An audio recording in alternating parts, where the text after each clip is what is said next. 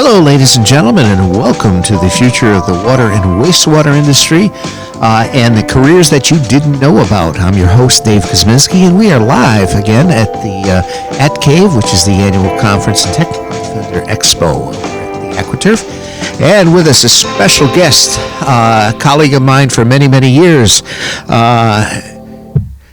Mr. Joe Mrozowski, who's a.k.a. known as Woody, okay, been serving with Woody on the Cross Connection Committee for a long time. And so, how you doing, Woody? I'm doing just fine today. All right. So, tell us how you got into the water industry.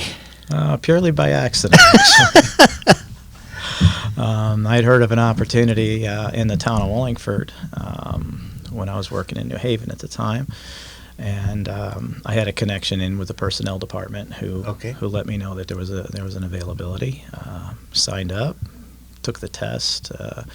Took me the second time around to actually get interviewed, and then after the interview, I was hired. Nice. And now, what was your responsibility there? My responsibility at the time was working on the line crew. I was actually a ditch digger. Okay. And I would do service lines, service repair, or main repair, and whatnot. Yep. Yeah, nice. Now, so you started out. How many years were you at the Wallingford? I was at 30 years with Wallingford. 30 years. God. Okay. And now now you're working for the state now. I do work for the state. I work at Connecticut Valley Hospital. I'm the water system supervisor. Yeah, you're the across the river from Portland. You're over on the hill there, so to speak. Now. Yeah, I'm on the dark side. On the dark side. So tell us, as far as the you've got your own reservoir over there, correct? Yeah, we actually have 6 reservoirs. Oh, okay. We currently we have our original Reservoir 1, which was established, I believe, in the 1850s, 1860s. Okay. That is no longer a viable source for us. They're actually going to turn that back into a stream, hopefully shortly. Oh, okay.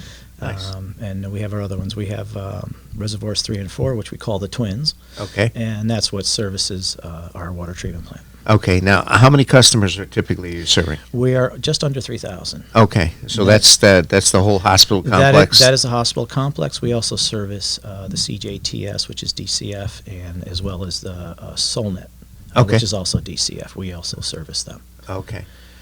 So when you became working for Wallingford, now how many? God, that was quite a few years ago. So, 1986. So what was your first job responsibility there? It was on the line crew. On the line crew. A couple years later, it was another fortunate timing situation where the person who was working in water quality decided to basically stay home and take care of his kids while his wife worked. Okay. And they put me in the position, and I adapted to it, and I did that for 20 plus years. Wow. Okay. Where at that point I transitioned to water treatment. Okay. And I stayed there for a few years.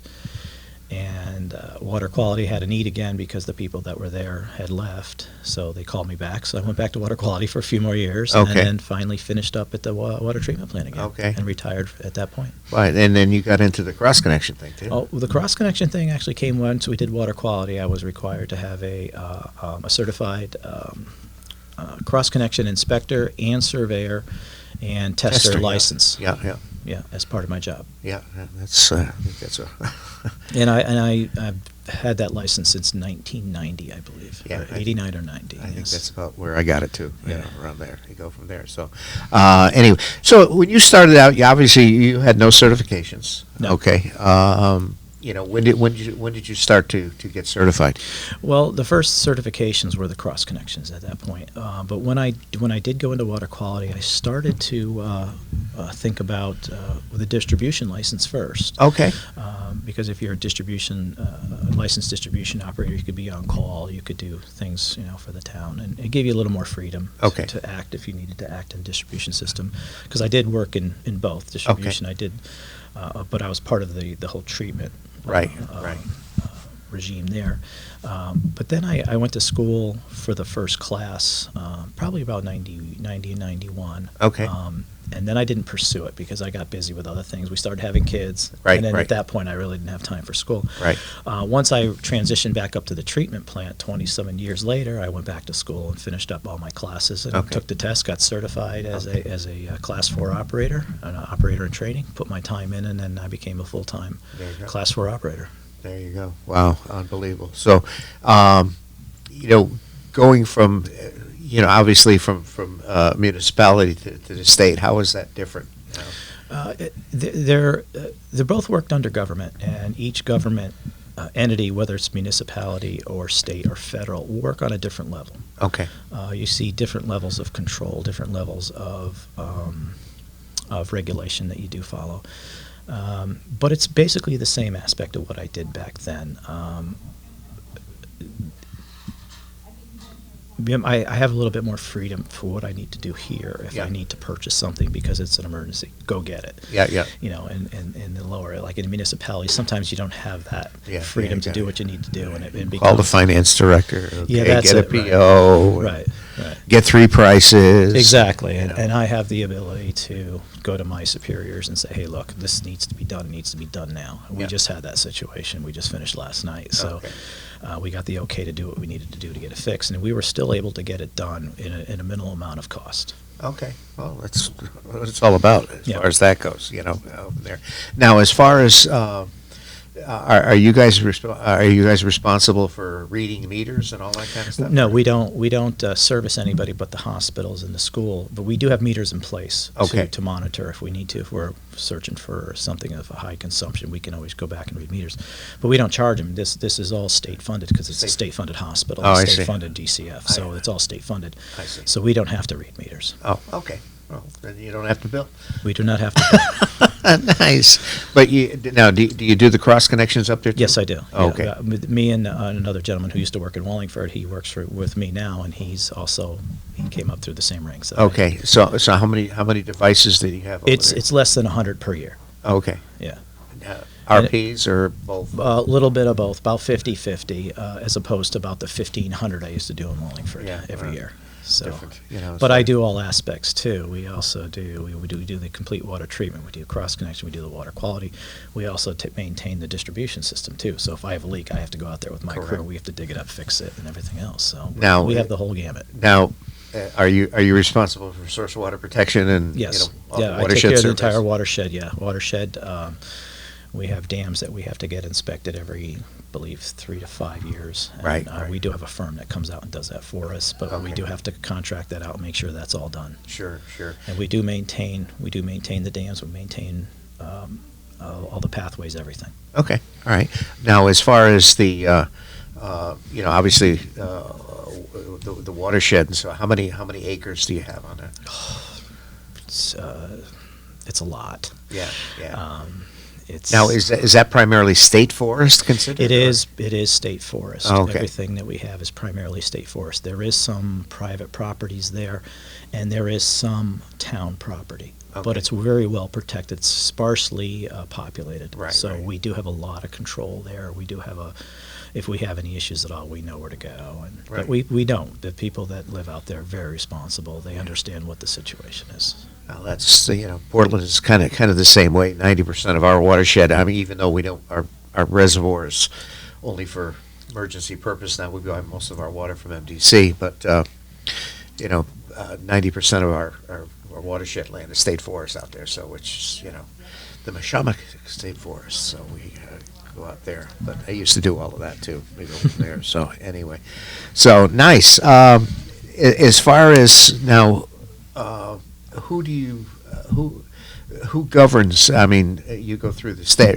Basically, you're regulated by the DPH, correct? That's correct. Yes, okay. That doesn't change from because we're considered a public water system. Correct. So it doesn't change. They're the from what primacy we do. agency. Yes. As far as that goes. So have you guys been getting involved with the PFAS or anything like that? We've actually done some studies, some quick studies, and some questionnaires, and because we're all surface water, we're less likely to have an issue with that. And because we are so protected with the sparsity of a population, and there's virtually no industry, right?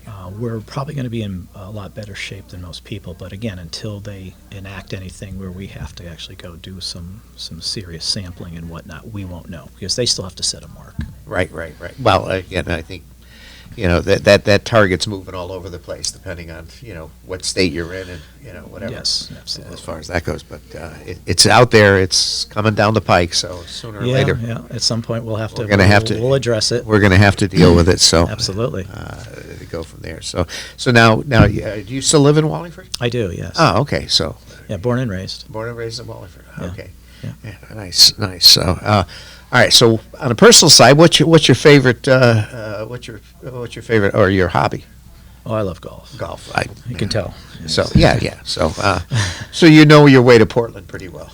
I do, and I also, because I love it so much, I've been volunteering at the Travelers Championship. This will be our 22nd year. Ah, okay. I actually run the shot link committee up there. Nice. And so I've been doing that for at least most of that. Okay, nice. Okay. So I have a couple hundred volunteers under me, and my wife actually does help with that. So does my daughter. Oh, nice. And as we've discussed before, my daughter's now in the water industry. Right, your daughter's in the industry now. How old is she now? She's 20. She'll be 27 in a couple months. Okay, so was her attraction to the water industry through you?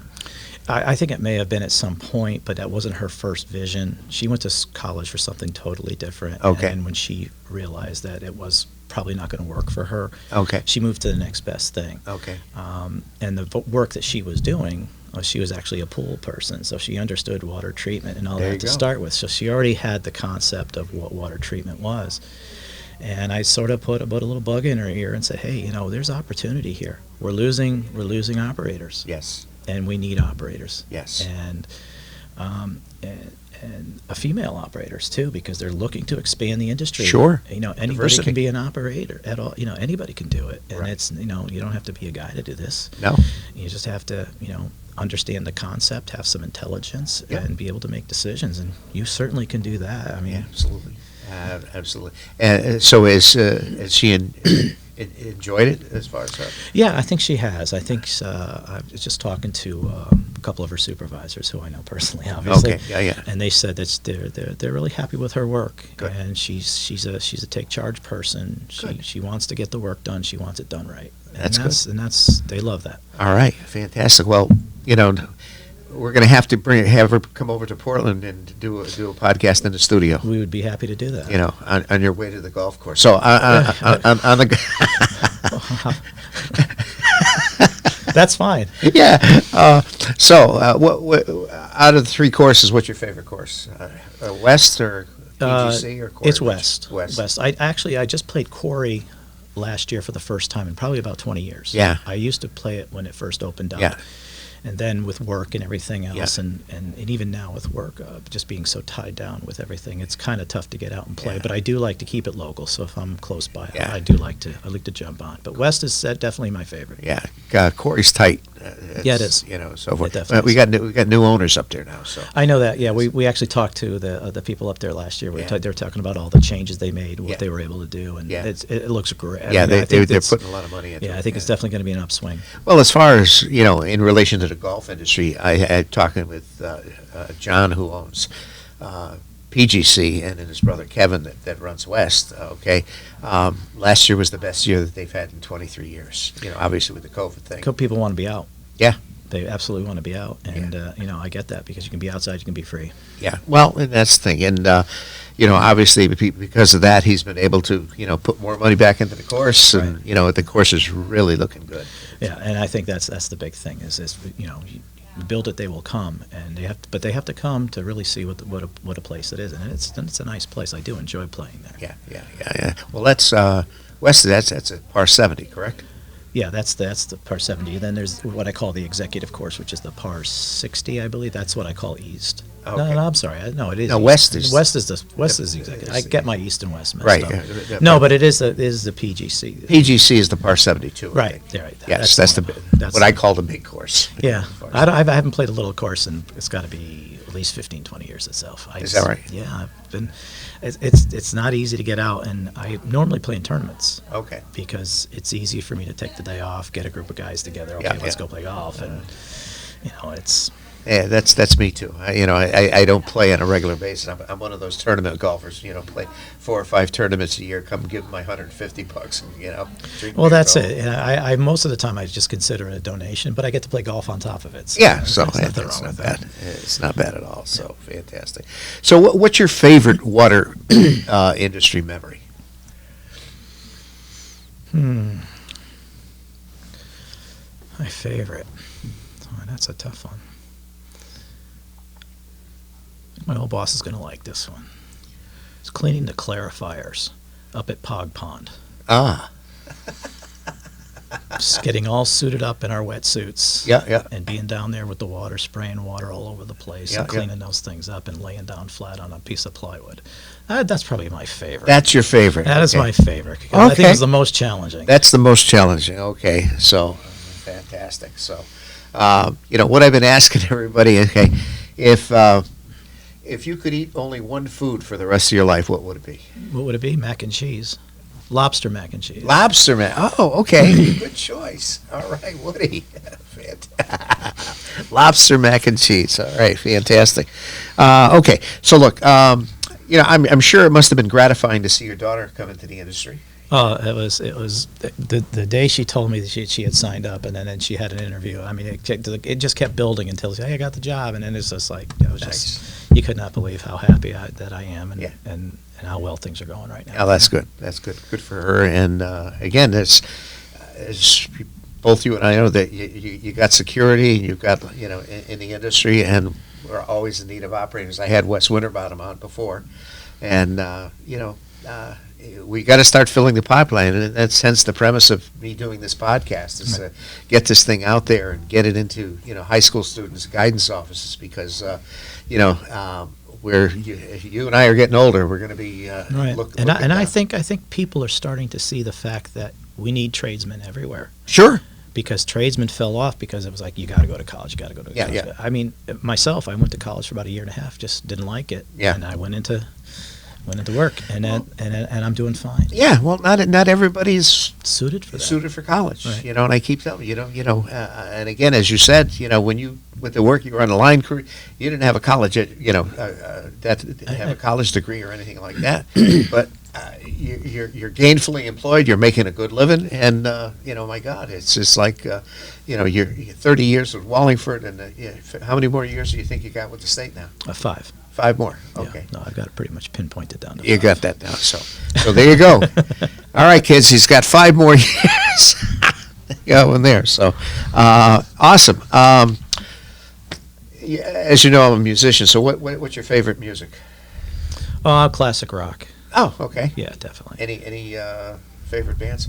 Well, I'm definitely into Journey, Styx. Okay. Places like that. Yeah, those are my favorite. Those are the ones I sort of grew up in. I sort of really got introduced to it with Boston. Okay. But then, Journey sort of snuck in there and Styx, and I sort of like those too. Yeah, Boston. Tom Scholz. Yeah. That was the greatest album I've ever heard. Yeah, Front to back. Yeah. I was teaching at a music store.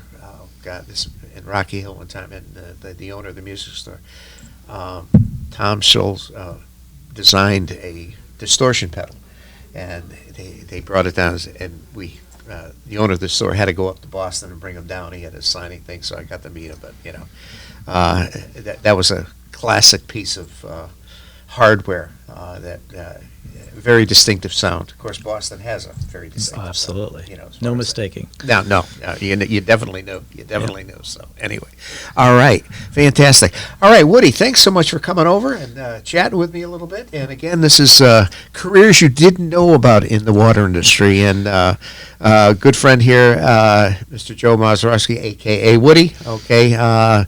We've been serving together on the Cross Connection Committee for many, many years, and it's good to see you and hook up, and it's good to have, the Ad Cave face-to-face, getting people back together face-to-face again. It definitely is. Everybody's kind of COVID tired. Yeah, and definitely. So forth, but go And from there. thanks for having me on. All right, ladies and gentlemen, that's the future of the water and wastewater industry. I'm your host, Dave Kuzminski, and careers you didn't know about and the people that run it. So thank you, Woody, for coming down, and we will see you. We're going to get this aired, and we're going to be releasing these. I'm going to do a podcast every week, so thanks so much.